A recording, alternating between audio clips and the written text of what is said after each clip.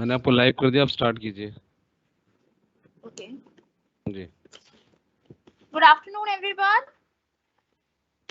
Today we will be discussing upon the IT Act. These days, many of the cyber crimes are happening, as we all know.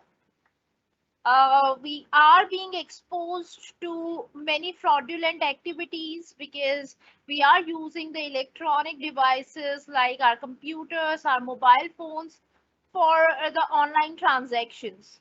So in last few classes, we discussed that how the e-payments are gaining popularity these days and what are the benefits and risks involved.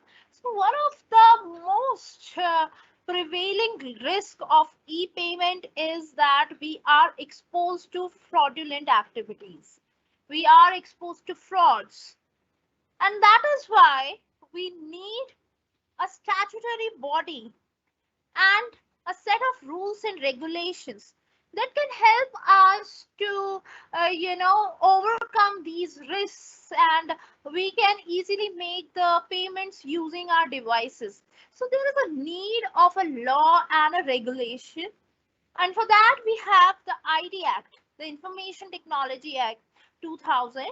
So today we will be discussing the ID Act, what are the different provisions of ID Act, and how it can help us to protect ourselves from the fraudulent activities. So the Information Technology Act, it came into the existence in 2000. However, there are many changes which are taking place in the ID Act in every year. So we have the lot of amendments. Even the recent amendment was done in 2021. So as the technology is emerging, as we have the new advancements in the technology, there is a need to amend and change and improvise the Information Technology Act on the daily basis even. So let's talk about the ID Act. What is IDA? So the Information Technology Act 2000, or the ITA 2000, or IT Act, was notified on October 17, 2000. It is the law that deals with the cybercrime and electronic commerce in India. So basically, it is there to regulate each and every activity that is being commenced, that is being done on the electronic device using the internet. So basically it is there for the cybercrime. It is not only for the payment system, but also for other things, that how we post something over the internet, how we access the information over the internet. So every activity that is being done on the internet is being regulated by the Information Technology Act. Similarly, it is there for the electronic commerce as well. As we all are familiar with the electronic commerce, we are doing shopping every day on the Amazon, Myntra, and other electronic commerce websites. So if there would not be any regulatory body over them, they would charge as much money as they can. They would not go for the return. They can deliver the duplicate product and so on. So that is why again there is a need of a regulation that would regulate each and every activity of these e-commerce channels, and that is why we have the IT Act. In this article, we will look at the objectives and the features of the Information Technology Act. Let's talk about the objectives of the Act first. So the first objective of the Act is to grant the legal recognition to all the transactions done via electronic exchange of data or other electronic means of communication or e-commerce, in place of earlier paper-based method of communication. that means usually when we were not into the electronic commerce, normally जब हम कोई सामान लेते थे कहीं shop पर जाकर लेते थे तो हमें एक बिल दिया जाता था या फिर कोई लेटर ऑफ एग्रीमेंट होता था. But now when we have switched to e-commerce, we have almost transactions done through the electronic exchange. And that is why IT Act is there to give the legal recognition to all the transactions. That means if you are unable to receive the physical invoice, the physical bill, then the electronic bill would also have the legal sanctity. तो IT Act उसको legalise कर देता है या legal recognition देता है जो भी ट्रांजैक्शंस हमारे इंटरनेट पे हो रहे हैं. The second objective is to give legal recognition to digital signatures for the authentication of any information or matters requiring the legal authentication. Usually when we were dealing in the physical mode, we used to have the physical signatures of the authorities. But now everything has been digitized, and that is why we have switched from the physical signatures to the digital signatures. Now it is the responsibility of the IT Act or the regulatory body to give the recognition to the digital signatures as well. So you can see there on our certificates, even on our passing certificates, we have the digital signatures of the authority.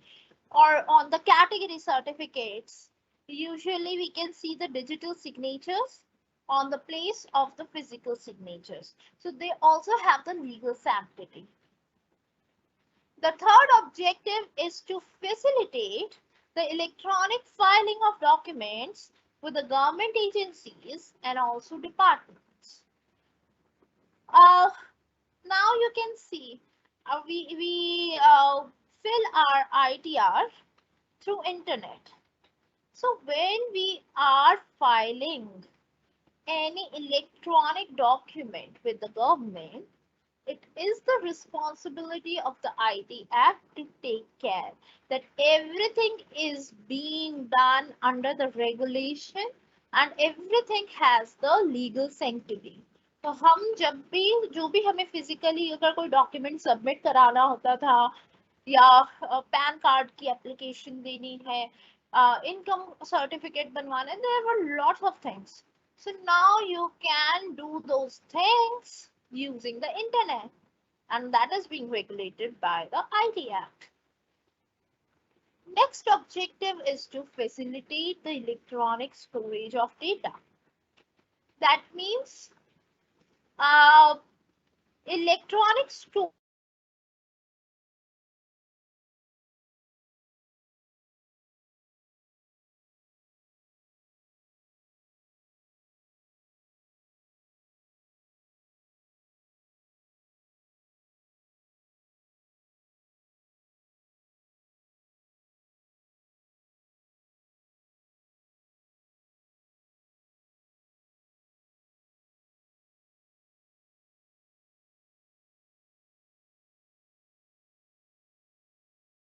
now everything is stored safely in the electronic form. तो जो store किया जाता है data वो भी आपकी permission से किया जाता है और वो IT एक्ट रेगुलेट करता है कि किसके बारे में कितना डेटा किसी गवर्नमेंट डिपार्टमेंट को लेना है और कितना डेटा प्रोवाइड कराना है public domain. So that is also the responsibility of the IT Act. The next objective is give legal sanction and also facilitate the electronic transfer of funds between the banks and the financial institutions. Now let's come to the e-payments. Suppose I have made a payment to you, but it has not reached to you. Now the bank would say, I am not responsible. Your bank would say that I have not received, so I would not deliver the goods. Now what would happen to me, because the money has been deducted from my bank? So that is why, just to avoid these situations where the payment has not been made, or where the payment has not been completed in the true sense, or maybe your bank details are wrong, maybe you are charged extra money, there can be a number of reasons and a number of glitches. So that is why IT Act is there to regulate each and every payment, and banks and the financial institutions, they are accountable to the government. That okay, if the transaction was not being completed, then please refund the amount. So there is a regulatory body, that is again the ID Act. And finally, we have the last objective, that is grant the legal recognition to bankers under the Evidence Act 1891 and the Reserve Bank of India Act 1934 for keeping the books of accounts in the electronic form. So here the legal recognition is given to bankers. Who are bankers? To have your data, your money. So that is why a recognition is given to the bank that okay, you can have these many accounts, you can avail the data from these many people, and you can store their data, you can store their money, and they can use that money for their purposes. So that legal recognition is given to bankers as well. So these are some of the primary objectives of IT Act. If you have any question, you can ask.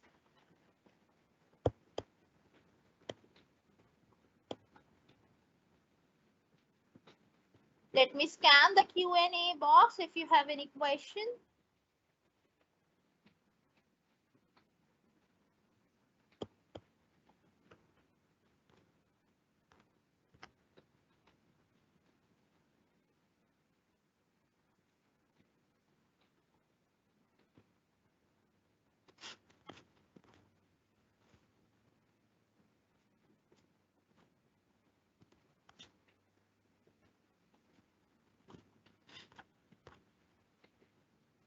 Okay, there is no question till now.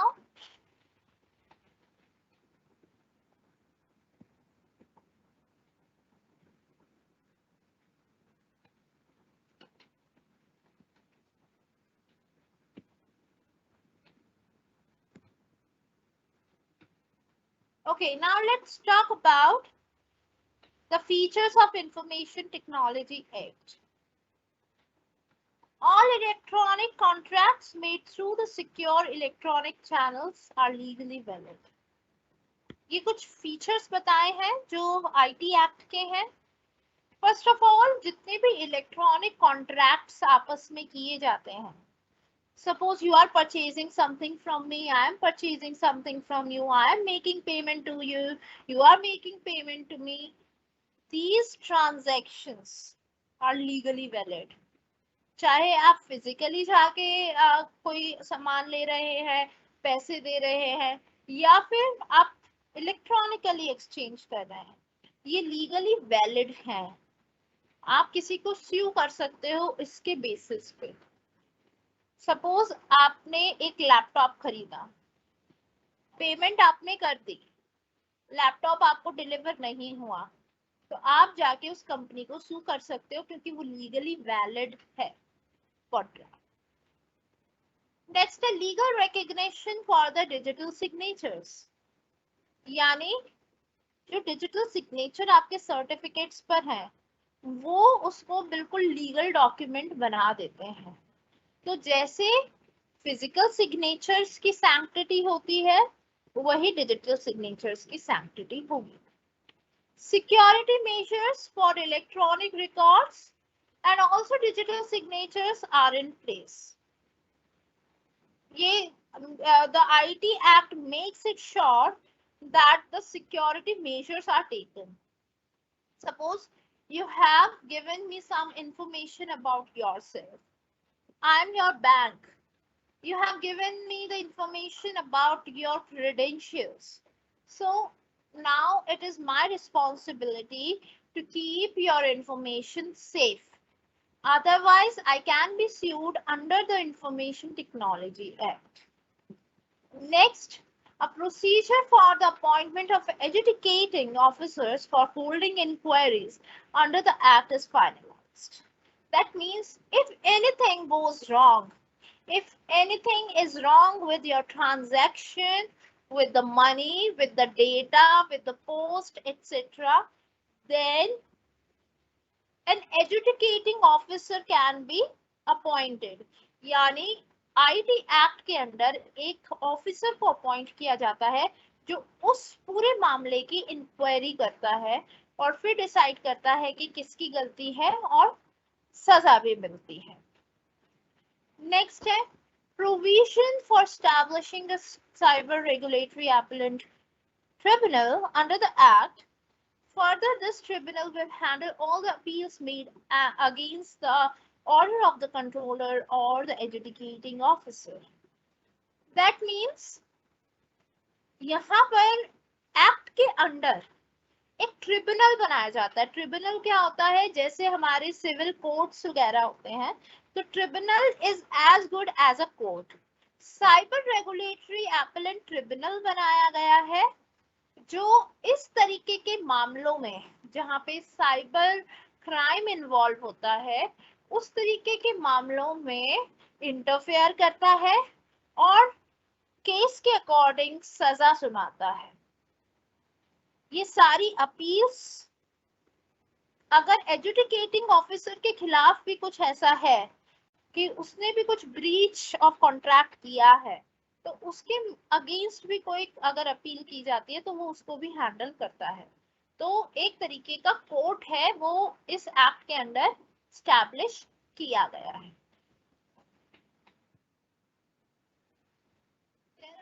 Other features. An appeal against the order of cyber appellate tribunal is possible only in the high court. यानी सबसे पहले तो एक officer बुलाया जाता है जो मैंने अभी आपको पिछली स्लाइड में बताया कि अगर कुछ ऐसा हुआ है तो एक एडजुडिकेटिंग ऑफिसर को अपॉइंट किया जाता है. पहले वो इंक्वायरी करता है.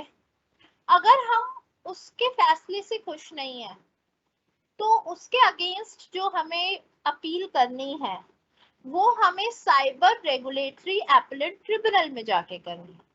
बट बाय चांस अगर हम साइबर एपेलेट ट्रिब्यूनल के फैसले से भी खुश नहीं है तो उसके खिलाफ जो अपील की जाएगी वो सीधा हाई कोर्ट में की जाएगी. Digital signatures will use an asymmetric crypto system and also a hash function. Digital signatures जो होते हैं वो एक क्रिप्टो सिस्टम के थ्रू होते हैं.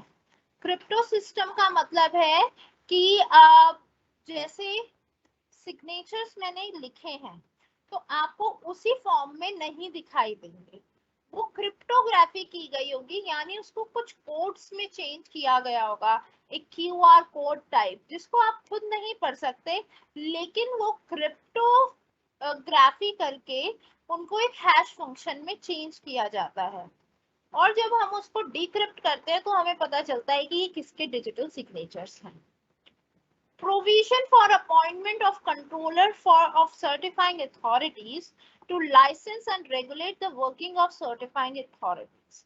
यानी कुछ सर्टिफाइंग अथॉरिटीज होती हैं जो इस तरीके के सर्टिफिकेट्स देती हैं और उसके लिए हम एक कंट्रोलर ऑफ सर्टिफाइंग अथॉरिटीज को भी अपॉइंट करते हैं. The controller to the act as repository of all digital signatures. यानी जो कंट्रोलर है उसके पास वो एक रिपोजिटरी की तरह बिहेव करता है. यानी उसके पास जितने भी डिजिटल सिग्नेचर इंडिया में है उनकी रिपोजिटरी होती है. यानी उसका सारा डेटा होता है कि इस बंदे का ये डिजिटल सिग्नेचर इस डॉक्यूमेंट पे किया गया है. The act applies to the offences और contraventions committed outside the India. अगर इंडिया से कोई फ्रॉडुलेंट एक्टिविटी हो रही है जो आउटसाइड इंडिया की गई है, जैसे सपोज मैंने यहाँ से कुछ ट्रांजैक्शन बाहर किया लेकिन उसमें कुछ गड़बड़ कर दी, तो इंडिया से हो रही है या बाहर भी हो रही है लेकिन इंडिया के थ्रू हो रही है, तो ये एक्ट उस पर भी अप्लाई होता है। Senior police officers and other officers can enter any public place, search and arrest without warrant. यहाँ पर IT एक्ट एक ऐसी पावर देता है पुलिस ऑफिसर्स को कि वो किसी भी पब्लिक प्लेस पे एंटर कर सकते हैं और अरेस्ट कर सकते हैं विदाउट एनी वारंट। नेक्स्ट है provisions for the constitution of cyber regulation advisory committee to advise the central government and the regulator and the controller. That means यहाँ पर एक साइबर रेगुलेशन एडवाइजरी कमेटी का गठन किया जाता है जो सेंट्रल गवर्नमेंट को साइबर क्राइम्स के ऊपर अपनी एडवाइस देता है कि किस तरीके से आगे काम करना चाहिए। तो इसमें कुछ एक्सपर्ट्स होते हैं, कमेटी बनाई जाती है जो सेंट्रल गवर्नमेंट को रिपोर्ट प्रेजेंट करती है। ये कुछ फीचर्स हैं आईटी एक्ट के। If you have any question you can ask.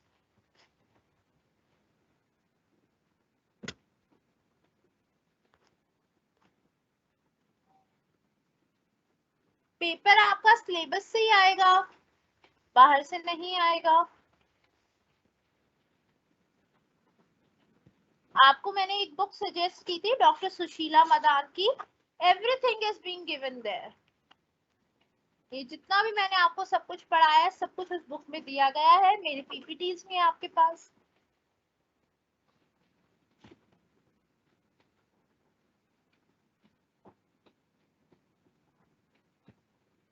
और कोई क्वेश्चन है? अगर नहीं है तो हम इसके प्रोविजंस की तरफ चलते हैं।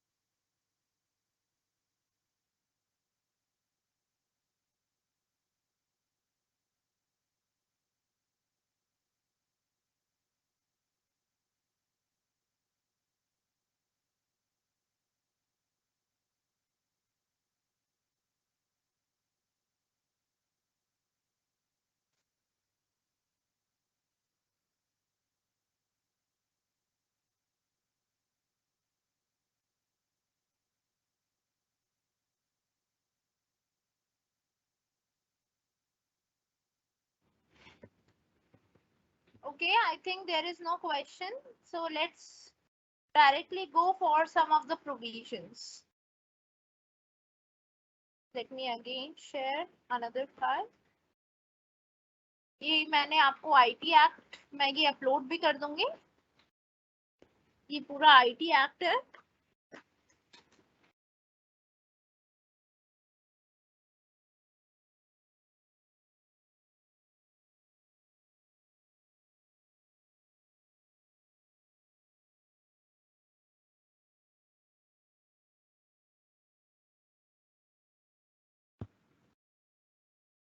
चलिए अब हम कुछ रेलेवेंट प्रोविजंस कर लेते हैं। आपको पूरा एक्ट करने की जरूरत नहीं है, कुछ इंपॉर्टेंट प्रोविजंस हैं बस वही करने हैं।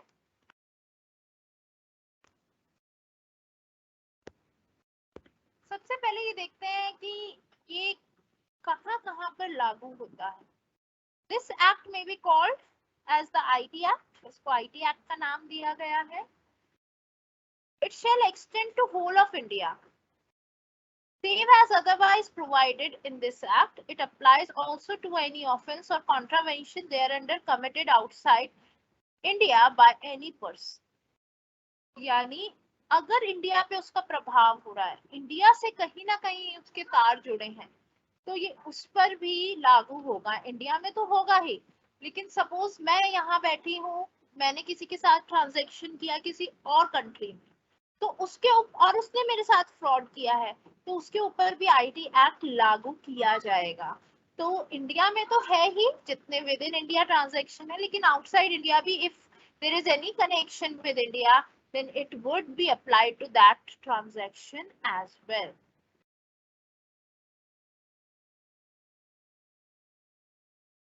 नेक्स्ट हम सीधा डेफिनेशंस पे आ जाते हैं।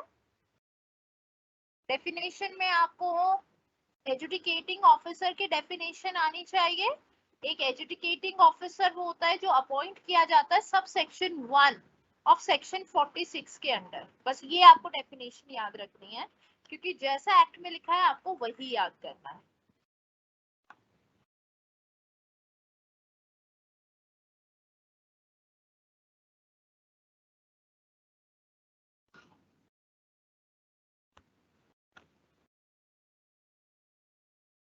नाउ नेक्स्ट डेफिनेशन आपको करनी है साइबर सिक्योरिटी की। What is cyber security? Cyber security means protecting the information equipment, यानी सिर्फ इंफॉर्मेशन को सेव करना ही साइबर सिक्योरिटी नहीं कहलाता।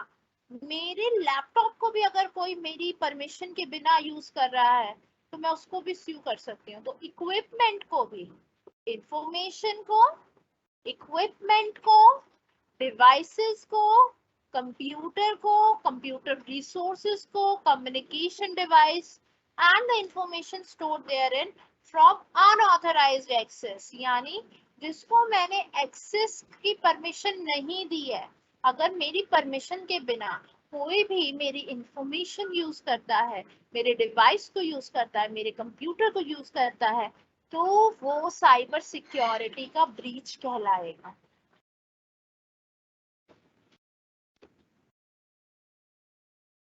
Next definition है data की। What is data? Data means a representation of information, knowledge, facts, concepts, or instructions which are being prepared or have been prepared in a formalized manner and is intended to be processed, is being processed or has been processed in the computer system. यानी किसी तरीके की भी information, कोई knowledge, कुछ facts जब वो store किए जाते हैं कंप्यूटर में तो उसको हम डेटा कहते हैं।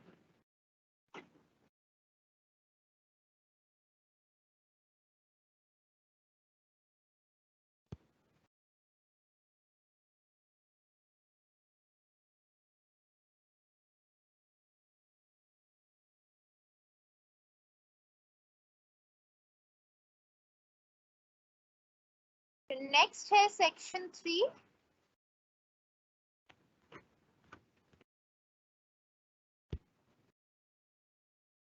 that deals with the authentication of electronic records. Subject to the provision of this section, any subscriber may authenticate an electronic record by affixing his digital signature. यानी suppose I have a legal sympathy, मैं कहीं की तहसीलदार हूँ या कहीं SDM office में I have a position और मुझे कहीं सिग्नेचर करना है। अब कोरोना में आपने देखा होगा कि ज्यादातर डिजिटल सिग्नेचर्स चल रहे थे, डिजिटल डॉक्यूमेंट्स चल रहे थे। तो ऑथेंटिकेशन कैसे किया जाता है? I have to apply for the digital signature. मैं ऐसे अपनी तरफ से डिजिटल सिग्नेचर नहीं कर सकती, या आप जो हाथों से सिग्नेचर करके स्कैन करके भेजते हो वो डिजिटल सिग्नेचर नहीं होते। डिजिटल सिग्नेचर बकायदा इशू किए जाते हैं गवर्नमेंट की तरफ से, जो एक क्रिप्टोग्राफ या क्रिप्टेड मैसेज की तरह होता है, कि क्यूआर कोड टाइप होता है, हैश फंक्शन होता है, उसको लगाया जाता है और वहां से वो वेरीफाई किया जाता है कि ये ऑथेंटिक है या नहीं। तो अगर आप अभी तक ये सोचते आए थे कि डिजिटल सिग्नेचर यानी आप ऑनलाइन करके भेज दो, so that is not the digital signature. Digital signature is a hash function that is being provided by the government.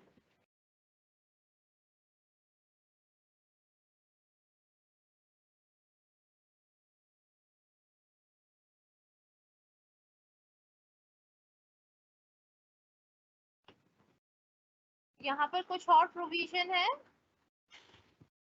Where any law provides, section 4 says legal recognition of electronic records. उनका क्या recognition है electronic records का? Where any law provides that the information or any other matter shall be in writing or in typewritten or printed form, then notwithstanding anything contained in such law, such requirement shall deem to have a been satisfied if such information or matter is rendered or made available in the electronic. यानी किसी भी तरीके का document अगर electronically भी exchange किया जाए, be it in writing, be it in typewritten और printed form, अगर वो इलेक्ट्रॉनिकली अवेलेबल किया गया है तो उसका लीगल रिकॉग्निशन है. Accessible so as to be usable for a subsequent reference. और वो बाद में रेफरेंस के लिए भी सेम यूज किया जा सकता है कि देखो इस वक्त पे इस मीडियम के थ्रू ये भेजा गया. Give me a minute.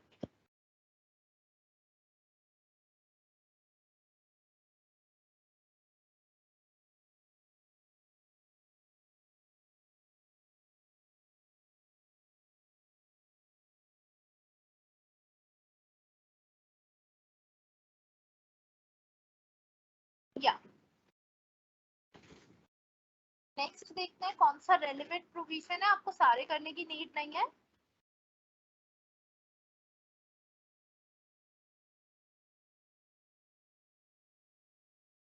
Give me a minute, एक बार मैं आपके सिलेबस में स्कैन कर लेती हूँ कौन कौन से रेलेवेंट या आपको इम्पोर्टेंट दिए गए हैं.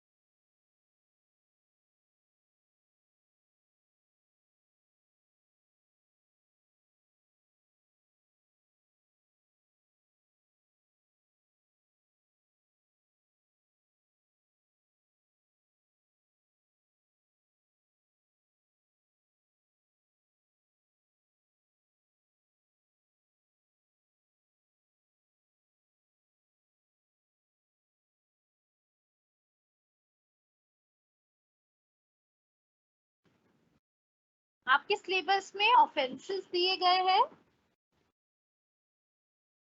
और digital signatures, penalties and education and secure electronic records, ये कुछ प्रोविजंस दिए गए हैं जो आपको कवर करने हैं. तो आपको सारे करने की नीड नहीं है.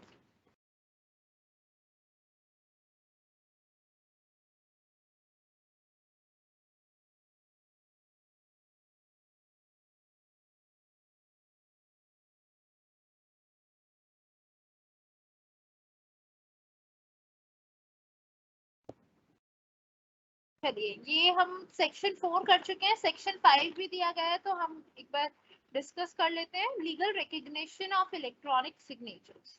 Where any law provides that the information or any other matter shall be authenticated by affixing the signature, or any document shall be signed or bear the signature of any person, then notwithstanding anything contained in such law, such requirement shall be deemed to have been satisfied if such information or matter is authenticated by means of affixed in such a manner as may be prescribed by the central government.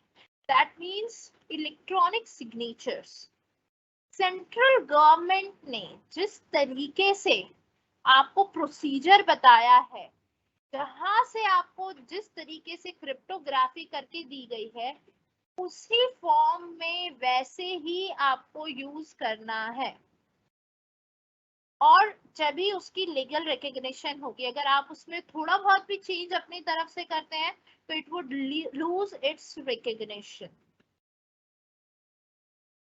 अब यहाँ पे हमने 6 section में पढ़ेंगे कि electronic records और electronic signatures कहाँ कहाँ यूज होते हैं।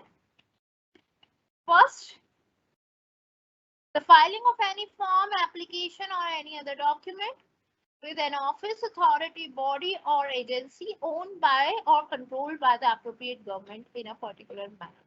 तो अगर किसी तरीके का फॉर्म आपको भरना है, एप्लीकेशन भरनी है किसी ऑफिस के साथ, किसी अथॉरिटी के साथ या कोई और गवर्नमेंट एजेंसी के साथ, तो आप उसको इलेक्ट्रॉनिक रिकॉर्ड्स के जरिए या फिर इलेक्ट्रॉनिक सिग्नेचर्स के जरिए भर सकते हैं। The issue or grant of any license, permit, sanction or approval by whatever the name called in the particular manner. कई बार हमारे लाइसेंस पे इलेक्ट्रॉनिक सिग्नेचर किए गए होते हैं अथॉरिटी के, या हमारे आधार कार्ड पे, या हमारे इस तरीके के कोई डॉक्यूमेंट पे, तो वहां पर भी इलेक्ट्रॉनिक सिग्नेचर्स को यूज किया जाता है। The receipt or payment of money in a particular manner. Suppose you have paid some money to the government. उसमें भी इलेक्ट्रॉनिक सिग्नेचर्स होते हैं। जैसे अगर आप फॉर्म 16 देखें, ITR वगैरह फिल करते हैं, तो उसमें भी कई बार डिजिटल सिग्नेचर दिए जाते हैं कि yes it has been received. तो यहाँ पर इलेक्ट्रॉनिक सिग्नेचर्स का यूज किया जाता है।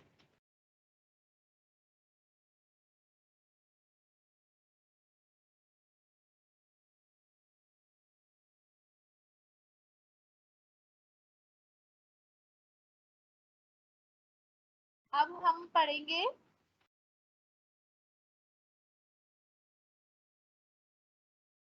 the power to make rules by the central government in respect of the electronic signature. यानी सेंट्रल गवर्नमेंट के पास कौन कौन सी पावर्स हैं इलेक्ट्रॉनिक सिग्नेचर्स को लेकर। तो वो पावर्स हैं, पहले तो वो ये बताएंगे कि किस टाइप का इलेक्ट्रॉनिक सिग्नेचर होना चाहिए, किस तरीके से और किस फॉर्मेट में वो फिक्स किया जाएगा, the manner or procedure which facilitates the identification of the person affixing the signature, और कैसे पता लगाया जाएगा कि वो किसके सिग्नेचर हैं। तो उसका भी एक तरीका होता है डिक्रिप्ट करने का, पब्लिक की प्राइवेट की से, वो भी पूरा प्रोसीजर जो है वो गवर्नमेंट फिक्स करती है। Control processes and procedures to ensure the adequate integrity, और वो प्रोसेसेस को कंट्रोल करती है कि कोई और तरीका ना निकाला जाए उसको इनक्रिप्ट या डिक्रिप्ट करने का, जिससे फ्रॉड होने के चांसेस बढ़ते हैं। तो वो इसीलिए पूरी कॉन्फिडेंशियलिटी रखती है, पूरी सिक्योरिटी का ध्यान रखती है। Any other matter which is necessary to give legal effect, यानी इलेक्ट्रॉनिक सिग्नेचर से अगर और भी कोई चीजें उभर कर आ रही हैं, अगर कोई और ऑफेंस आ रहा है, तो उसको भी सेंट्रल गवर्नमेंट अपने अंडर ले सकती है और उस पर काम कर सकती है।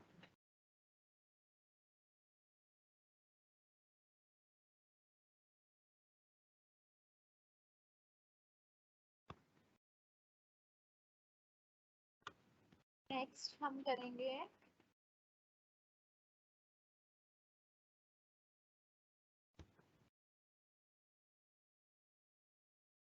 ऑफिसर या कंट्रोलर की अपॉइंटमेंट कैसे की जाती है।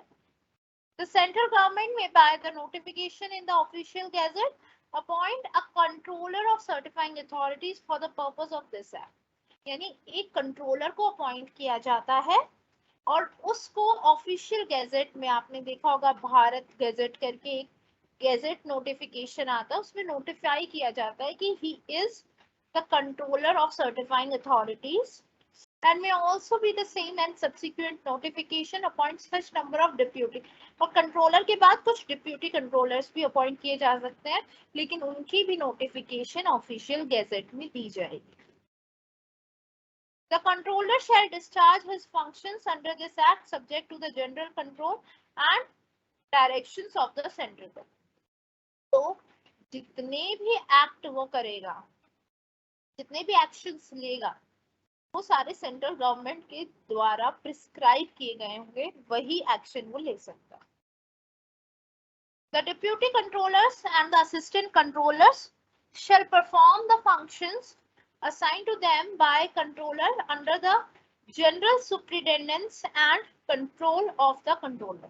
जो डिप्यूटी कंट्रोलर्स और असिस्टेंट कंट्रोलर्स अपॉइंट किए जाएंगे वो सारे कंट्रोलर के अंडर उसके सुप्रिटेंडेंस में काम करेंगे।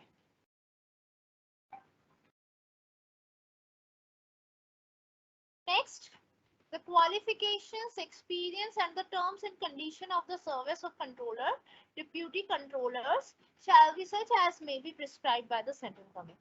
अब सेंट्रल गवर्नमेंट ही डिसाइड करेगी कि उसकी क्या क्वालिफिकेशन होनी चाहिए, कितना एक्सपीरियंस होना चाहिए, कौन कौन सी टर्म्स एंड कंडीशंस होनी चाहिए। The head office and the branch office of the office of the controller shall be at such place as the central government may specify। और वही डिसाइड करेंगे कि उनका ऑफिस कहाँ पर होगा। उनको एक सील यानी उनका एक स्पेशल सिग्नेचर भी दिया जाएगा। अब कंट्रोलर के क्या क्या फंक्शंस हैं?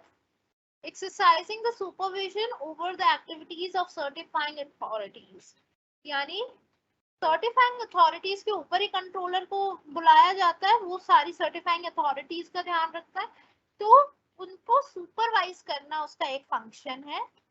Certifying public keys of the certifying authorities, उनकी जो पब्लिक की मैंने आपको बताया इलेक्ट्रॉनिक सिग्नेचर्स को यूज करने के लिए पब्लिक और प्राइवेट कीज की जरूरत होती है, तो वो कीज जो है वो सर्टिफाई कौन करेगा? कंट्रोलर करेगा। Laying down the standards to be maintained by the substandard certifying authority, that means कौन कौन से स्टैंडर्ड्स उन्हें फॉलो करने हैं, जो रूल्स एंड रेगुलेशंस जो फॉलो करने हैं, तो वो भी कंट्रोलर बताएगा। और कुछ और फंक्शंस भी दिए गए हैं, वो आप एक बार पढ़ सकते हैं इसमें से। मैं आपको ये डॉक्यूमेंट दे दूंगी।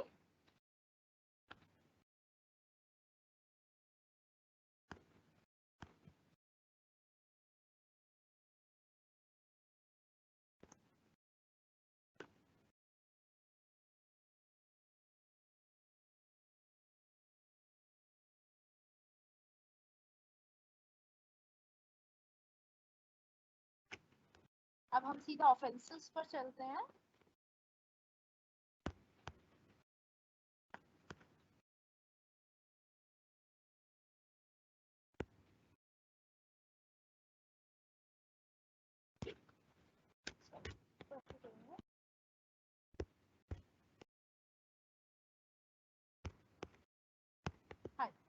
यहाँ हम पेनल्टीज, कॉम्पनसेशन और एजुकेशन की बात करते हैं, जो आपके सिलेबस का part. Section 43 deals with the penalty and the compensation. Penalty and compensation for damage to computer or computer system etc. अगर किसी के कंप्यूटर को आप डैमेज कर देते हैं, किसी के कंप्यूटर सिस्टम को करप्ट कर देते हैं, तो उस पे क्या पेनल्टी लग सकती है?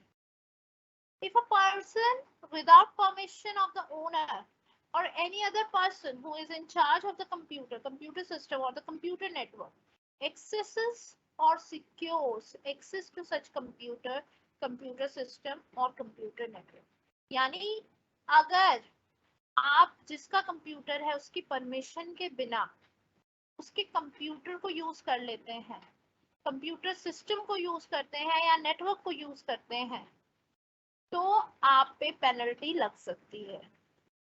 ए पार्ट में ये दिया गया है, पहला तो यूज करने पे ही दिया हुआ है।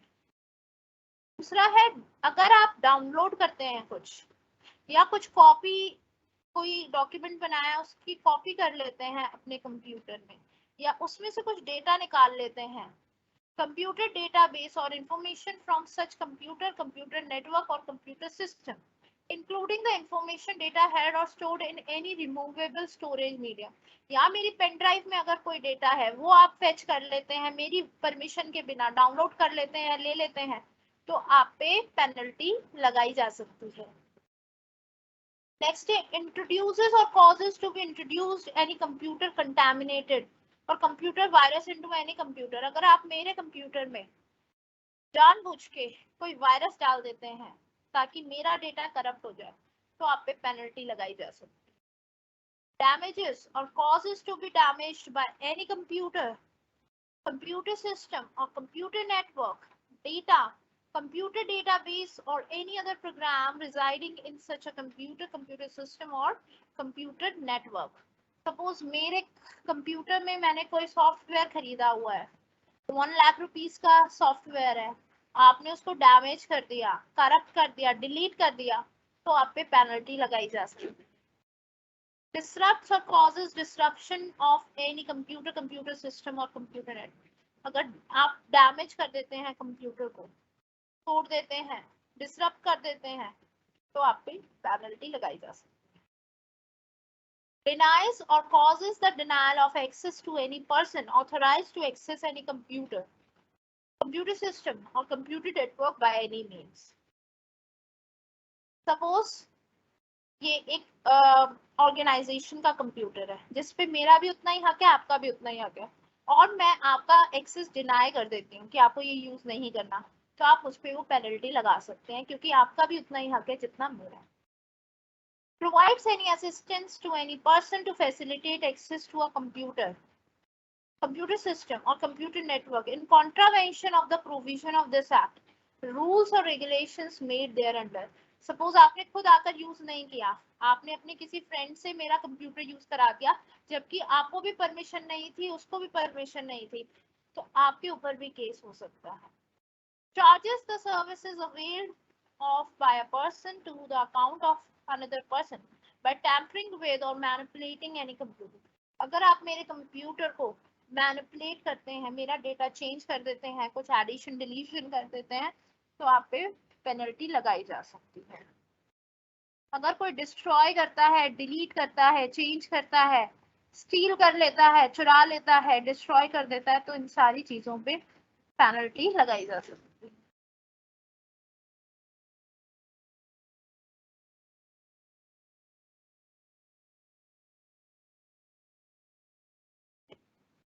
Next 43A section deals with the compensation for the failure of the protection of data. Suppose I am providing my data to you, or you as a student of SOL, you are providing your sensitive data to us कि आपने कितने subject पास किए, ये marks थे, आपने sensitive data कुछ दिया है अगर मुझे, और मुझे वो संभाल के रखना है, लेकिन अगर मैं संभाल के नहीं रख पाती हूँ तो वो उस पे भी पेनल्टी लगाई जा सकती है. जैसे आपने सुना होगा फेसबुक के साथ केस हुआ था कि फेसबुक का जो डेटा है वो चोरी हो गया था, या फेसबुक ने जानबूझकर वो डेटा कंपनीज के साथ शेयर किया था, तो वो ब्रीच ऑफ कॉन्ट्रैक्ट था क्योंकि हमने उनको डेटा जो है वो बेचने के लिए प्रोवाइड नहीं कराया है. तो जहां पर आप किसी के डेटा को लेकर उसको प्रोटेक्ट नहीं कर पाते तो आप पे पेनल्टी लगाई जा सकती है.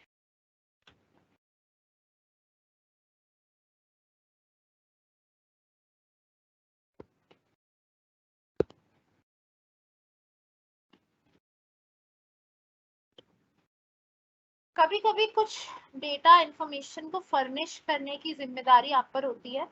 अगर आप वो फर्निश नहीं कर पाते, मेंटेन नहीं कर पाते, तो भी आप पे पेनल्टी लगाई जा सकती है.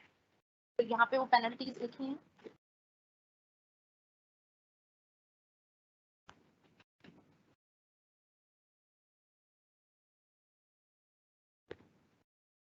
पावर टू एजुडिकेट मतलब होता है कि किसी भी चीज पे फैसला लेने की पावर किसको है. For the purpose of educating judging under this chapter whether any person has committed a contravention of any provision to the act or any rule, regulation, direction or order made thereunder which renders him liable to pay penalty or compensation, the central government shall, subject to the provision of subsection 3, appoint any officer not below the rank of director to the government of India.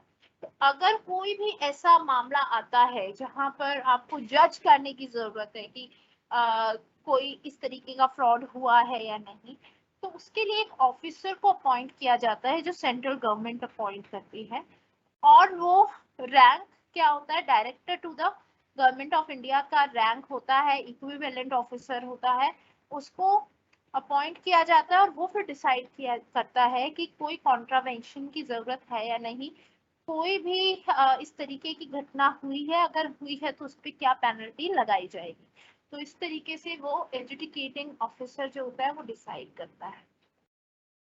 यहाँ पे कुछ और rules दिए गए हैं educating officer के कि पहला तो ये है कि एजुकेटिंग ऑफिसर जो है he is appointed under the subsection 1 shall exercise the jurisdiction to adjudicate the matter in which the claim for injury or damage does not exceed the 5 crore।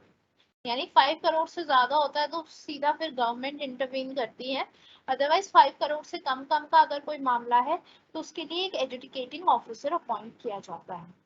The adjudicating officer shall, after giving the person referred in subsection 1 a reasonable opportunity for making the representation. Suppose आपके और मेरे बीच में एक transaction हुआ है, आपने मुझ पर केस कर दिया है, अब गवर्नमेंट ने एक एजुडिकेटिंग ऑफिसर को अपॉइंट किया है, तो एजुडिकेटिंग ऑफिसर जो है आपकी बात सुनेगा लेकिन मुझे भी अपॉर्चुनिटी देगा कि मैं अपनी बात रख सकूं, उसके बाद वो इंक्वायरी करेगा। No person shall be appointed as an educating officer unless he possesses such experience in the field of information technology। यानी अगर इंफॉर्मेशन टेक्नोलॉजी में उसको कोई एक्सपीरियंस नहीं है तो उसको एजुकेटिंग ऑफिसर नहीं अपॉइंट किया जाएगा।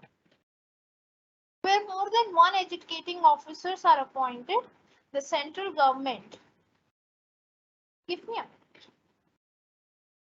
Hello. Good evening, sir.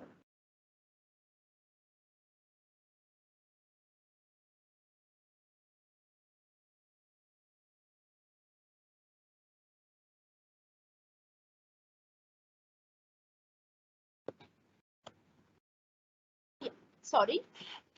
Where more than one adjudicating officers are appointed, the central government shall specify by orders the matters and the places with respect to which such officers shall exercise their jurisdiction। यानी जब एजुडिकेटिंग officer को appoint किया जाता है, central government बताती है कि कितना एरिया उनके अंडर आता है या कौन कौन सी, सपोज दिल्ली के लिए है वो, या पूरे इंडिया के लिए है, या एक पर्टिकुलर स्टेट के लिए, एक पर्टिकुलर डिस्ट्रिक्ट के लिए है, तो उनकी जुरिस्डिक्शन को फाइनल जो है वो सेंट्रल गवर्नमेंट ही करती है। Every adjudicating officer shall have the powers of a civil court. हर ऑफिसर के पास कौन सी पावर्स होती हैं जो एक सिविल कोर्ट के पास होती हैं। All proceedings before it shall be deemed to be judicial proceedings within the meaning of section, यानी इसमें से जितनी भी प्रोसीडिंग्स निकलती हैं वो आईपीसी के अंडर आती हैं। जब भी कोई केस इसके अंडर लड़ा जाता है तो वो इंडियन पिनल कोड के अंडर आता है। Shall be deemed to be a civil court, मैंने आपको बताया था सिविल कोर्ट की सारी पार्ट्स जो एक कोर्ट को, सिविल कोर्ट को जो पार्ट्स दी गई होती है वो सारी पार्ट्स एजुकेटिंग ऑफिसर को भी दी गई है। अब सेक्शन 47 जो है वो डील करता है factors to be taken into account by the adjudicating officer while adjudging the quantum of compensation under this chapter, the educating officer shall have the due regard to the following factors। यानी जब वो decide करता है कि कितना compensation लिया जाए, suppose कोई ऑफेंस हुआ है, कोई ब्रीच ऑफ सिक्योरिटी हुआ है, सपोज किसी वेबसाइट ने मुझसे इंफॉर्मेशन लेके आगे उस इंफॉर्मेशन को सेल कर दिया है, या फेसबुक ने आपकी इंफॉर्मेशन लीक कर दी है, तो उसमें कितना कॉम्पनसेशन दिया जाए वो डिसाइड करने से पहले वो एजुकेटिंग ऑफिसर जो है वो इन तीन चीजों को ध्यान में रखेगा। फर्स्ट है the amount of gain of unfair advantage, यानी पहले वो देखेगा कि उससे दूसरी कंपनी ने क्या फायदा उठाया है, जहां पे क्वांटिफाई किया जाएगा। सपोज मेरी इंफॉर्मेशन से किसी कंपनी ने 5 लाख का फायदा किया है तो 5 लाख मेरे को कॉम्पनसेशन दिया जाएगा। The amount of loss caused to any person, suppose उन्होंने उस इंफॉर्मेशन को यूज किया, उसकी वजह से मेरी कंपनी को 10 लाख का नुकसान हुआ तो मुझे 10 लाख रुपए दी दिए जाएंगे, या तो उनका फायदा देखा, मेरा नुकसान देखा जाएगा। The repetitive nature of default, कितनी बार उन्होंने रिपीट किया है यही, अगर बहुत बार रिपीट किया जाएगा तो कॉम्पनसेशन उतने गुना बढ़ता जाएगा। तो ये कुछ चीजें हैं जो ध्यान में रखनी है एजुकेटिंग ऑफिसर को before deciding upon the amount of compensation. तो that's all about the educating officer and offenses. In the next class, we would discuss some other provisions and then we'll be done with the syllabus. If you have any question, you can ask. Till then, I am uploading the PPT and posting the link here.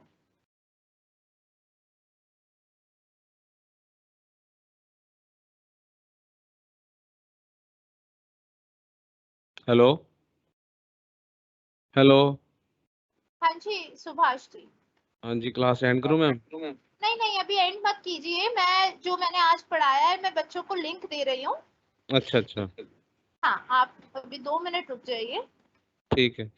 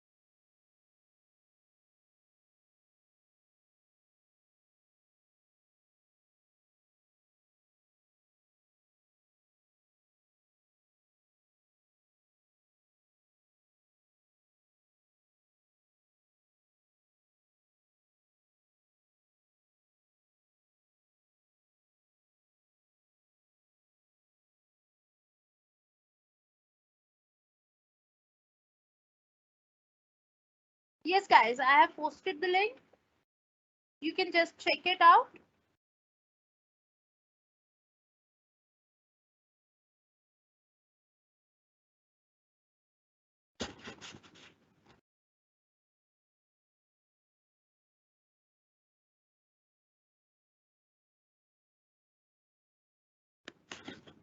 Symmetric and asymmetric encryption हम next class में पढ़ेंगे. It is there in the syllabus. Public key, private key, वो मैं आपको difference next class में बताऊंगी.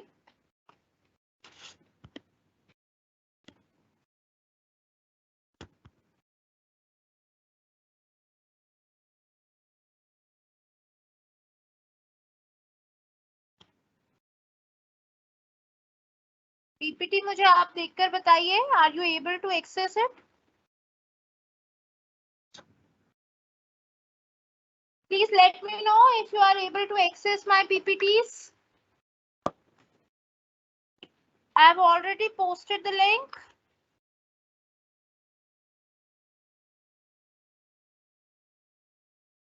Say yes or no.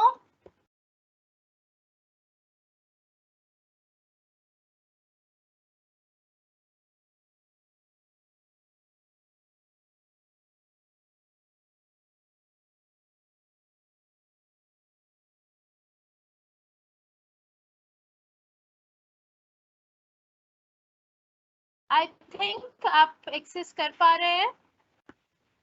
Subhash ji,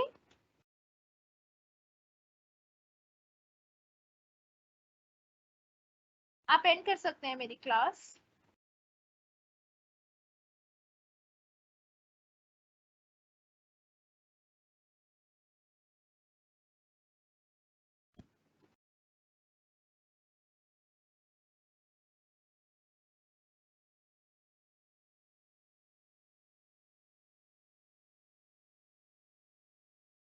Mr. Subhash Gautam, am I audible?